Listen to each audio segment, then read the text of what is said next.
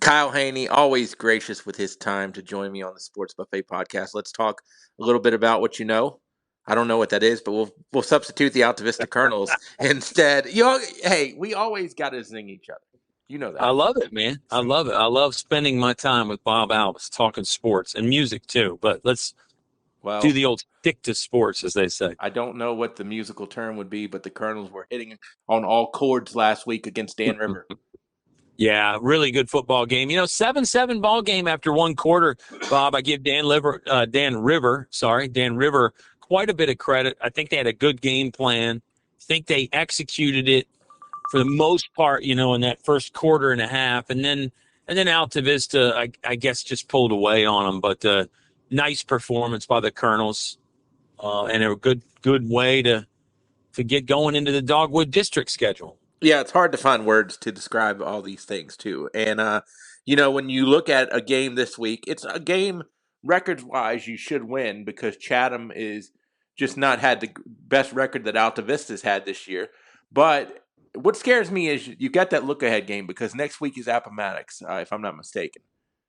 Yeah, no, you got it right. And Chatham lost to Appomattox last week, got thumped pretty good. So I think, to your point, you got to be cautious of not overlooking Sure. the Cavaliers if you're out to Vista. How long have we been broadcasting games together? Well, I don't know. We're dating ourselves now. Too long. But Yeah. I can tell you this, and you being a former employee of Pennsylvania County as well, those Pennsylvania County kids are athletic, and that's always an X factor in my opinion. Yeah, I agree. That's, again, why you really can't overlook a team like Chatham, because if you have turnovers, penalties, other mistakes that football teams can have, all of a sudden those athletes pop a couple long runs on you, and you find yourself down going into the fourth quarter, or worse. So you're on it as usual, and I think Chatham, they've got 2 wins this year, Bob. So it's not as though they're helpless. I Right. mean, I think they're going to put up a good fight. They had an NFLer in the past 30 years. Yeah, yeah. Who else has been in the NFL though? Theo Sherman's the one I'm thinking of. I Yes, mean, yeah, and Theo was a really big kid for them. I mean, Chatham has had some really, really good runs, and I think when you've had really good runs in the lineage, that's a recipe that hey, we can be sneaky good and really catch somebody sleeping if they're sleeping on us. yeah. Totally agree. And we talk about athletes, but the guy you mentioned, Theo Sherman, great defensive and offensive lineman, and Chatham's pumped out a few of those as well. So it's not just the athletes. I mean, it's a pretty good talent pool to draw from down there in Pennsylvania County in all areas of football. I want to say I had you on 2 or 3 weeks ago, and I asked you how good was Alta Vista, and I kind of think we had the I don't know yet. Do we know any more about that? Yeah, I think I can confidently say they're really good. I think I said to you back then they got to eliminate the turnovers and eliminate the penalties. Well, they've done that the past couple weeks, and they've had a running clock in the second half. So I think I'm now seeing, or we as fans are seeing their true potential, and still some tough games to be played. But I think this is a team that I can confidently say now they're primed for another postseason run. And they beat an unbeaten team in Nelson County. And when you're unbeaten, I think you just have a level of confidence that others don't. Yeah, I agree. And that was a running clock game. Governors had a good game plan in that game, but Alta Vista, the talent just rises to the top, and they're really getting it going in all phases of the game. When we look at other things in life, one thing I know that you can keep a close eye on is the Old Dominion Athletic Conference, where our friends, the Lynchburg Hornets, play in. Kind of give me a gist of Hornets sports, how it's gone for the fall. Oh, it's going fantastically in the fall for pretty much everybody. Volleyball team is off to their best start in years. It might be the best start in school history, depending on how you define starts. I mean, they're 17-2. So if you're more than halfway through your season, does it still count as a start? I don't know, but they're 17-2 Hornets volleyball, and they're really playing great. Beat a ranked Washington and Lee team, lost on the road to Virginia Wesleyan in 5 sets, who's undefeated. I think Lynchburg is playing so well, they're going to have a good shot at an at-large bid if they don't win the tournament. Other sports are looking good. Men's soccer has got a couple marquee wins.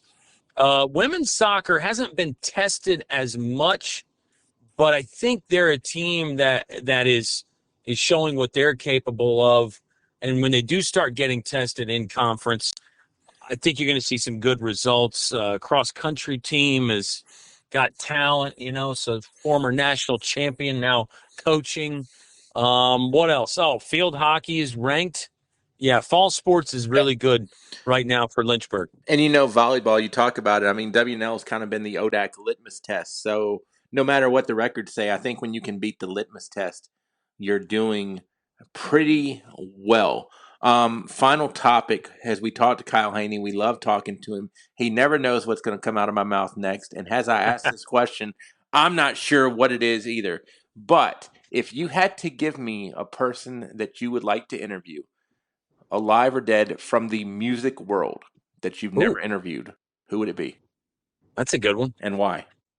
That's a good one. You can do a Mount Rushmore if you want. I don't care. Yeah. If you're talking about music, it's probably is a little unfair to limit it to one person. But no, I think if we're going alive or dead, yeah, I'll go with the Mount Rushmore, and I'll make it kind of interesting. I think I would talk to Bob Dylan because he's famously kind of gives a weird interview with a Yep. lot of like abstract answers where he doesn't really tell you anything, but it seems fun. I mean, he's one of the best songwriters of all time, so we're gonna go there. I think I would talk to Louis Armstrong because he's just an American legend and Sacmo.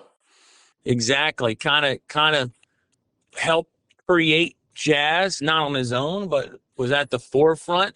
I think I'd go back and talk to like a Mozart and ask him like, is it weird that people still do you think it's crazy that people still are listening to your music, 300 years later? Like, what were you thinking about? Stuff like that. And then fourth, I don't know, let's do a wild card and do like a rapper or something like a Tupac or a Dr. Dre or somebody, just to make sure we got all of our genres covered. So we got a little rock, a little jazz, a little classical, little rap, and we'll get see if we can find any similarities between the four geniuses there. What if you had to interview four people that you would play on 102.3 The Groove? Oh, okay. All right. Stevie Works out for Wonder. you. Yeah, and we do play Bob Dylan, Right, so that right. would count. But I'd say also probably Stevie Wonder. Maybe a Sam Cooke. Maybe I don't know. What about a Billy Joel? He seems like a fun guy. You love me some Billy Not Joel. not that we're necessarily doing these interviews for fun, but If you had you to know, go, if you, I'm gonna throw one more music question at you real quick. I'm ready. I love it. If you had to go to a concert or spend a day with somebody, I guess it's probably a little bit different. Billy Yeah. Joel or Elton John? Hmm. Elton's got some Um. good tunes. Absolutely. But well, go back to your parameters though. We're hanging out during the day. I mean, it's up to you. What do you want to do? Oh, okay. It's a free for all. I mean, there's no wrong answer there, but you're right about Elton John with the Well, I mean, you're with not the gonna just go to have lunch and go to have dinner. You're probably gonna sit around, listen to some tunes. I guess you could jam with one of yeah. them if you really want to. Oh yeah, that'd be fun. Or like And you listen get to them prime talk about Billy music or prime or Elton. It's not like right. current Yeah. Billy or Or Elton. it'd be funny is like we'd want to talk about music, they'd want to talk about sports. Right, Um, right. which I think it doesn't Elton own one of those English football teams, or he did maybe, I don't know. Well, I was gonna say, Um, isn't Billy a big New York sports fan? Yeah, that's absolutely right. Yeah, you can't go wrong with either one, Bob. That's I'll go Elton John, I guess. I'd go Billy Joel. Okay, well, that's good. They But won't be booked up. They won't be double booked then. well, the next time I interview you, I'd have something to talk about because you went to hang out with Elton. I went to hang out Right, with Billy. We all got a story. right. We all We got all a do have a story. story, and I can't wait till the Kyle Hoehne book comes out. Oh, I mean, it's gonna be don't riveting. hold your breath. Well, I'm gonna have to live to be about 132 probably, but that's okay. How how Same. long is the Heritage Football postseason run going to be? Oh man, you ask me questions on my own podcast. What is this? Yeah, turning I, the tables on you. sky's the limit. I mean, Okay. here's the thing I say about high school football in general. By the way, And you and I have been around, I'm going to count being around as our high school time because we both graduated from JF. Am I allowed to say that? It's my podcast. I can say whatever I want to. We Yeah. both graduated from JF, so we know high school football history to a degree. I don't remember a time to where like a team like a Salem hasn't been as good as they are, but still, when you beat Salem, you've got to just beat the teams you're playing. You've got to beat the teams. I don't care if their name is Salem, Grundy, Jehovah's Witness, whatever. You beat the team that you're playing, and people aren't going to look in the record books down the road. I might, but regular people aren't, and saying, "Well, wow, who'd they beat to get those 7 wins?" Right. So as long as you're better, 1 point. This is Kyle Hoehne logic, by the way. As long as Yeah. you're 1 point better each night than your opposition, that's all that counts. With that being said, I think Heritage can be 1 point better than their opposition. And, who knows? Who knows? If you run into a super duper athletic or tall team, I think that's going to give a lot of people at that level problems. Yeah. So, Tall in football. I mean, Phoebus was tall. Okay. It All right. tall, Yeah. tall meaning more Yeah. on the outside. Okay. But yeah, you have to admit it's not necessarily the first thing you think about when you're talking football. Dude, I could if I'm you not saying it doesn't matter. I'm just saying, it almost sounded like a basketball if comment, you asked me to name the tallest football player that I can remember, I'm sure there's Yeah. people screaming at this podcast right now, but I can't think of anybody like just overly tall.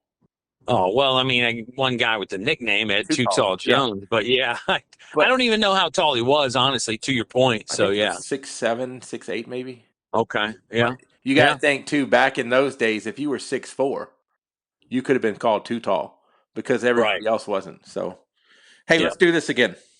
Let's do it again next week. All right, sounds good. Kyle Hoehne on the Sports Buffet.